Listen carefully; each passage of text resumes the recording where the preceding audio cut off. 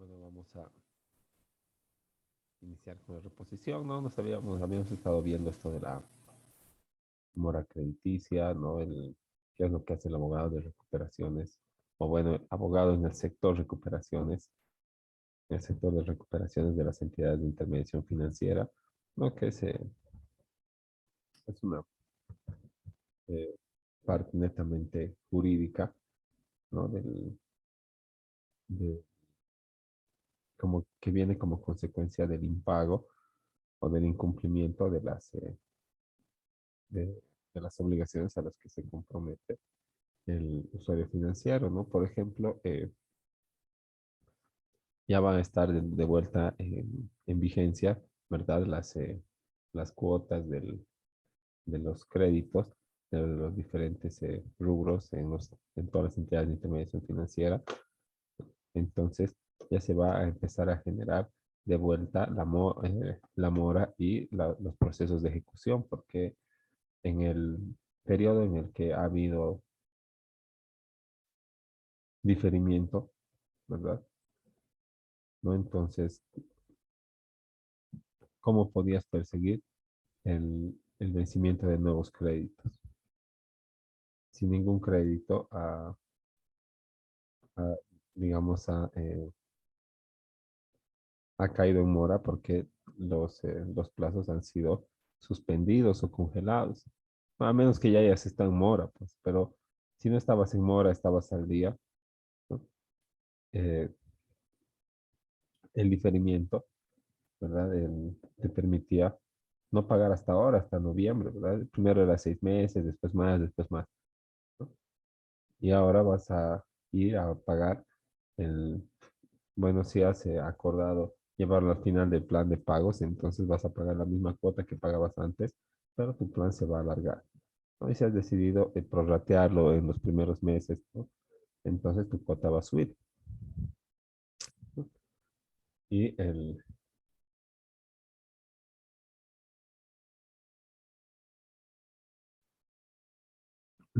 esto, esta medida tomada a consecuencia de la pandemia, el llamado diferimiento, ha afectado de forma directa pues a los abogados de recuperaciones, ¿no? Porque los abogados de recuperaciones son personal externo bueno, no son personal del banco, ¿verdad? Sino son asesores legales externos, como si el banco iría, bueno, cualquier persona, tú o yo iríamos a buscar un abogado y lo contrataríamos para que nos asesore en un proceso de deuda o de connotaciones patrimoniales,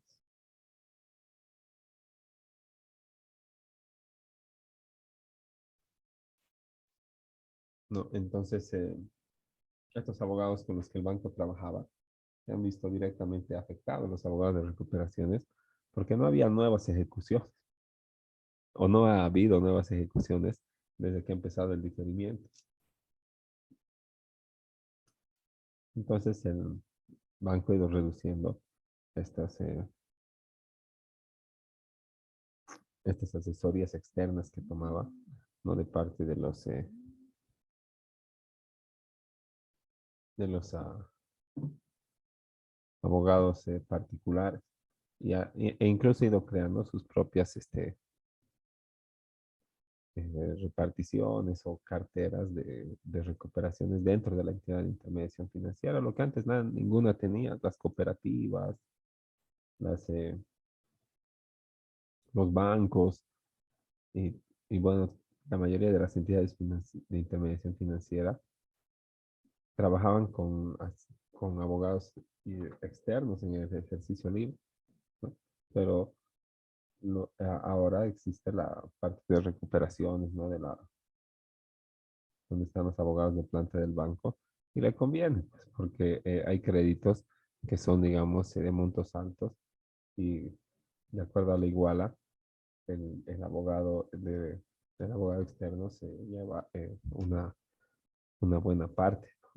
Y si recuperan el remate, el 20% de lo recuperado, ¿no? Y si lo atiende el abogado de recuperaciones del banco, solo le pagan su sueldo, pues. Pero y además esto de contratar abogados externos da lugar a, a actos de corrupción, ¿no?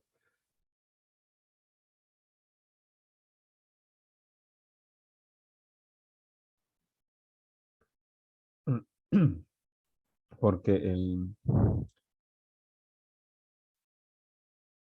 el abogado externo se pone en contacto con el personal del banco que verifica la mora y envía los procesos y envía los procesos a la cartera de recuperaciones para que los deriven a los abogados externos, ¿no? Entonces el abogado externo se comunica con el encargado del banco y le dice, pues ya pásame los créditos hipotecarios, los de montos altos, y yo te voy a dar el 50% de lo que facture, ¿no? O te voy a dar el 30% o el 40% de lo que facture y tú me sigues haciendo llegar estos procesos, ¿no?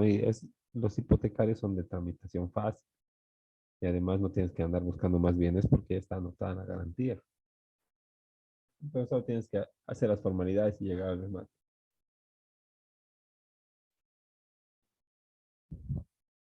Entonces, y si,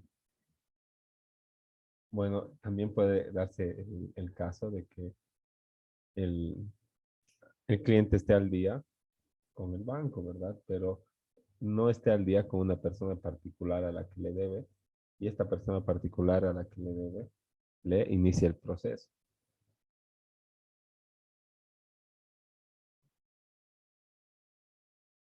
Inicia el proceso y llega la etapa de ejecución. ¿Y qué va a hacer el abogado externo del banco?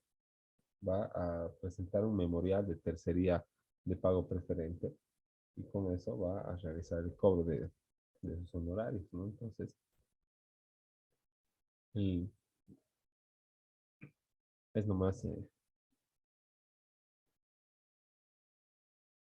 es nomás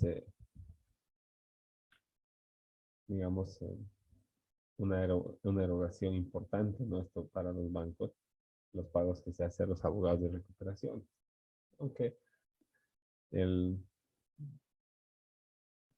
en teoría las costas paga el que pierde, ¿verdad? Y si sobra del producto del remate, entonces me pagan mis honorarios también, ¿no?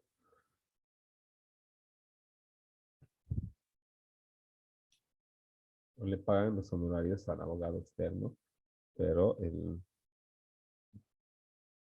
eso siempre y cuando se haya solicitado en la demanda que se dicte sentencia declarando aprobada la demanda y se obligue al pago del monto X más intereses y en mayúsculas le ponen costas y gastos procesales de los que se erogue para llegar a la,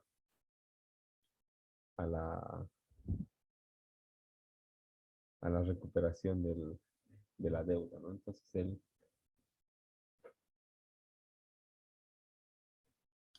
este, eh,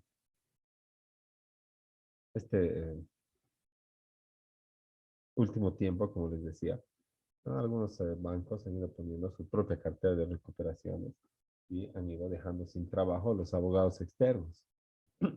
Y muchos desde el punto de vista que no había nuevas ejecuciones, también han dejado de lado, han prescindido de los servicios de algunos abogados externos y han juntado todos los procesos en uno o dos, ¿no? Que, bueno, pueden ser los más antiguos, o con qué criterio definirán, y están a cargo de todos los procesos, ¿no? Ahora, el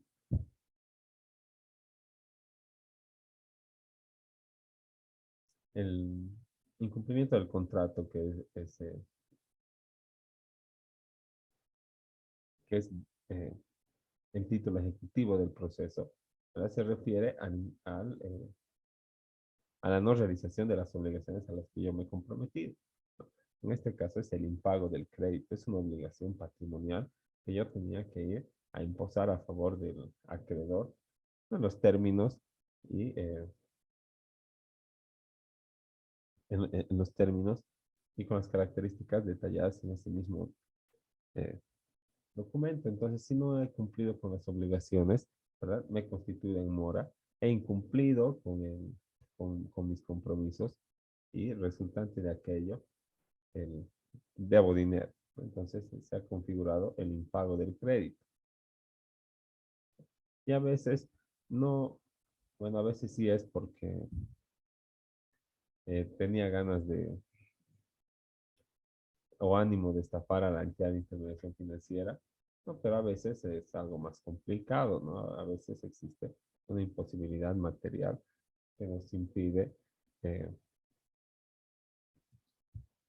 nos impide pagar total o parcialmente el préstamo, como por ejemplo las enfermedades, ¿no?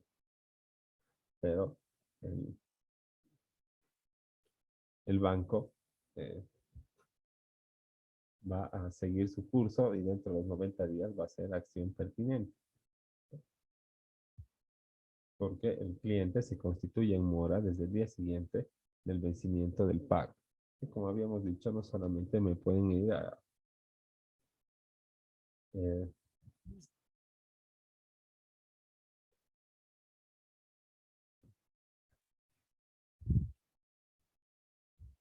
el,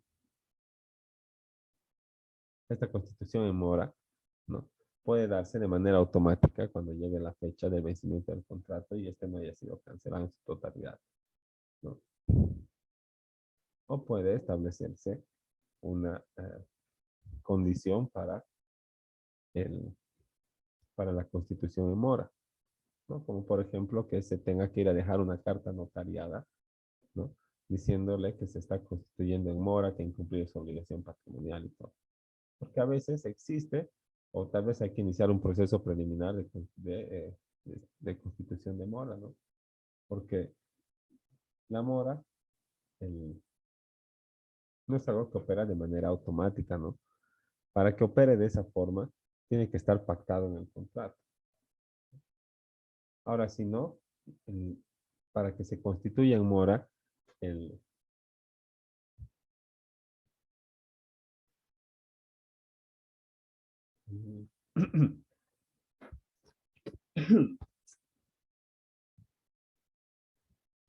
ahora, para que se constituya en mora, ¿no? Tendríamos que notificarle tal vez con un proceso, ¿no? Preliminar para hacerle el notificar y así se constituya de manera judicial en mora, o tal vez habría que dejarle una carta notariada si es que no se ha puesto en el contrato la frase de que, o si es que no han pactado, de que se va a constituir en mora el simple incumplimiento o el incumplimiento de dos cuotas o de tres cuotas seguidas, ¿no? O de dos seguidas y tres discontinuas, no se va a constituir en mora de manera automática y sin necesidad de requerimiento judicial, administrativo o extrajudicial alguno. Si no se pone eso, ni modo, pues tiene que estar constituido en mora por la autoridad competente. Y eso hace que tardemos eh, más en la tramitación del proceso. Y tal vez el cliente financiero puede darse a la tarea de ocultar sus bienes. Entonces siempre es bueno poner que se constituye sin necesidad de requerimiento judicial alguno, ¿no? Ahora, antes de ir a la demanda monetaria ejecutiva, ¿verdad? Hay la necesidad de que se le notifique de vía administrativa, o sea, mediante el banco nomás, para que pueda regularizar su situación, ¿no?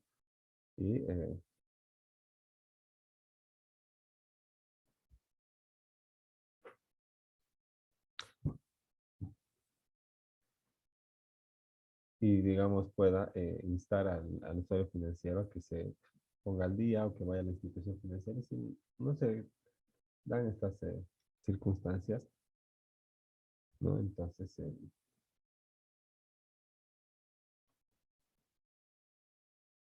ya se recurre ya a la vía judicial mediante el proceso monitoreo ejecutivo, pero no tiene cárcel también para los deudores. Pero sí existe otra, otra clase de sanciones, ¿verdad? Como los intereses, el, la central de riesgos, pero todo es meramente patrimonial y administrativo, nada tiene que ver con la pena privativa de libertad, ¿no? A menos que debas por sueldos devengados a tus empleados, o a menos que debas por asistencia familiar, ahí sí vas a la cárcel. Por lo demás, no.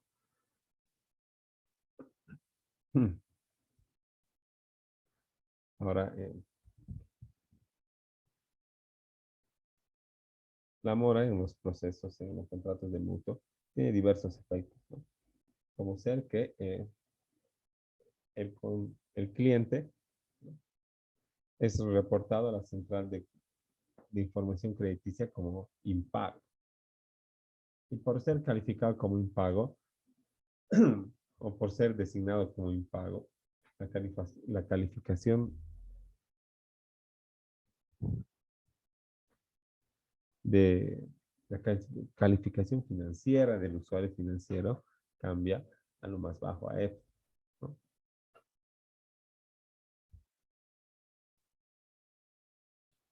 Otro efecto es que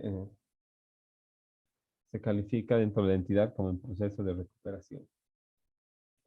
Entonces hay que preparar todo para las acciones legales, ¿verdad? Hay que estar haciendo las acciones administrativas, hay que reunir el poder, copia legalizada de fondo de empresa, de la inscripción del poder, todo para otorgar o para presentar el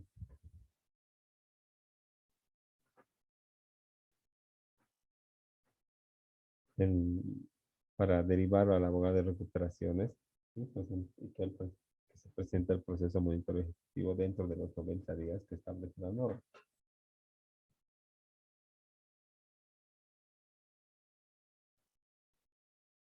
¿no?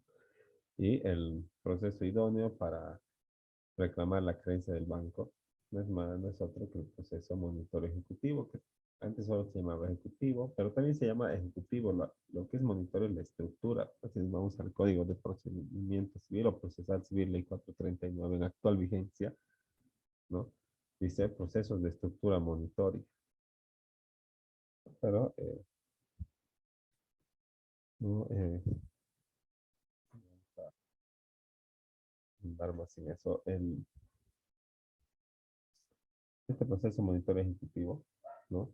Se lo tramita en virtud a un título establecido expresamente en la ley y con las condiciones que la 439 establece para la recuperación vía judicial de las acreencias. Incluso últimamente se ha añadido una tarea al conciliador, no, perdón, se ha añadido una obligación a todos los procesos de intentar conciliar. Y bueno, vamos a ver a la vuelta del receso porque ya está acabando el tiempo. No, vamos a ver los aspectos generales y la primera parte del proceso de monitoreo ejecutivo. Y luego quedamos ahí. Entonces, en 5 minutitos nos reencontramos para seguir avanzando.